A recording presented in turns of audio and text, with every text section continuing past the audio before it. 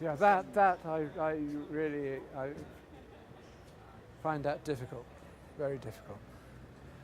The ghosts of that building are so powerful. And they seem to be keeping the essential structure, so there's no way you can obliterate what that used to be. I mean, from its initial kind of seaman's hostel-like status into its dip into real madness and poverty and junkies hiding out in corners and stuff.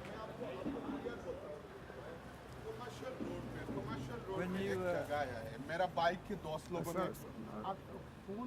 the early 1990s even, I think, something like 1991 or 2, when I did a reading and performance in there, it was totally haunted and ghostly and utterly strange, and all these rooms were recently deserted. The small, very, very tiny rooms that people used to stay in still had suitcases and clothes and books and things in. I've got some film of it, which was never worked that well, but there's a bit of film that we shot for BBC's Late Show. It didn't come out. Well, the person making the film, the cameraman had a notion that he wanted to try shooting, because we were shooting on tape, so he decided he's going to shoot some on film.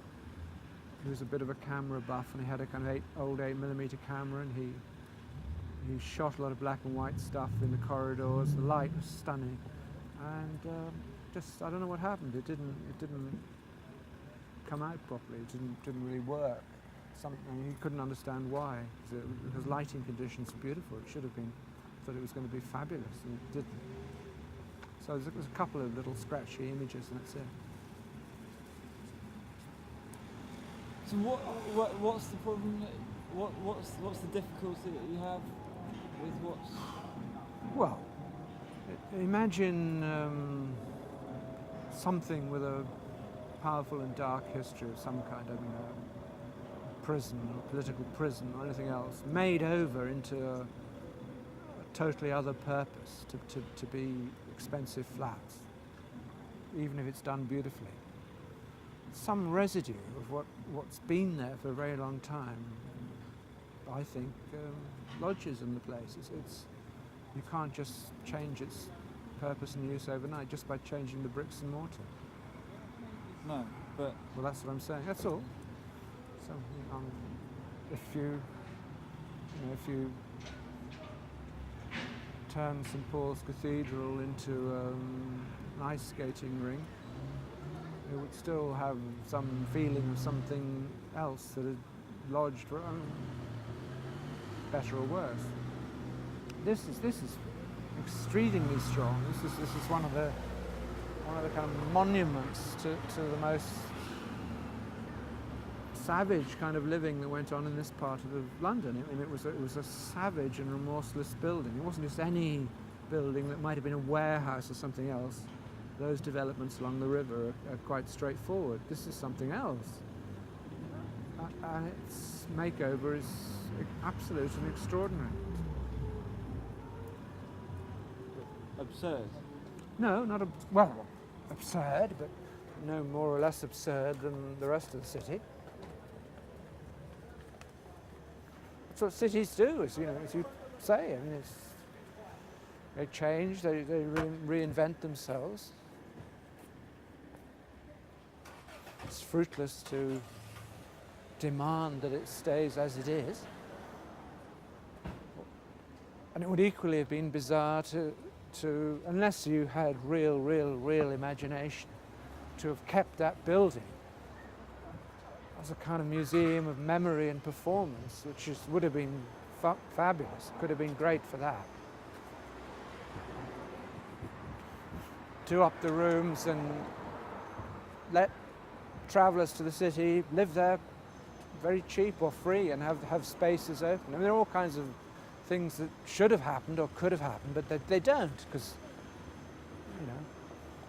making a buck is what the city's about.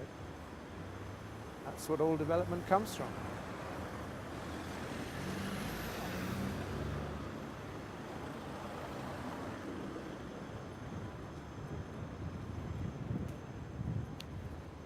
But what breaks down, you see, like we're going back to the notion of the river and flow, is that once upon a time everything connected and flowed together. That building and this building, the London Hospital, had a very straightforward connection. There were people from here went there as outpatients. Alcoholics who collapsed utterly could be taken into this space. There was a physical connection between the red brick monstrosity of the two things. It was unified, kind of unified city. And that fabric breaks down when you start saying, oh, this bit's convenient, we'll knock up some flats and we'll... This is ITV News.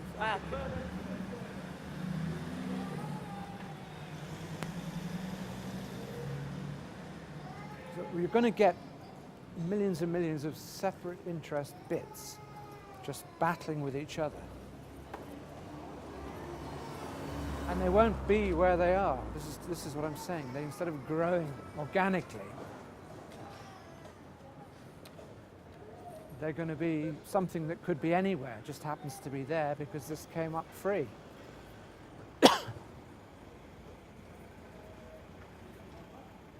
Yeah, although there are links, and that's going to be the kind of people that are likely to be able to afford those flats and who those flats. Well, they're going to be from the city, aren't they? Young professionals From the city, yeah.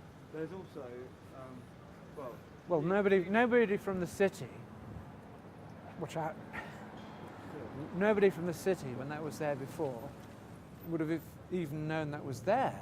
And the connection between the city and that building was zero, except that some people who worked on the river lodged there, or people like Stalin and Litvinov, who came to London with the express purpose of destroying capitalism, meeting covertly and having plots and plans to bring down European capitalism. They stayed there.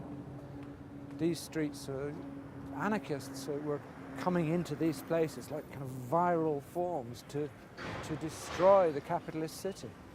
Well, now it's the capitalist city is one because it's kind of swept out and swallowed up all these holes where these people lived. They're not there anymore. But that's potentially what links Tower House, this big Yanis sign, Yanis Group sign above it, with...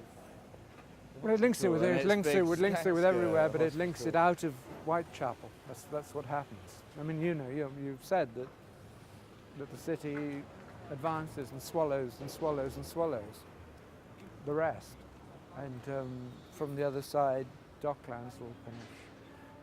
With the whole Olympic thing, that's going to seriously restructure the topography of London.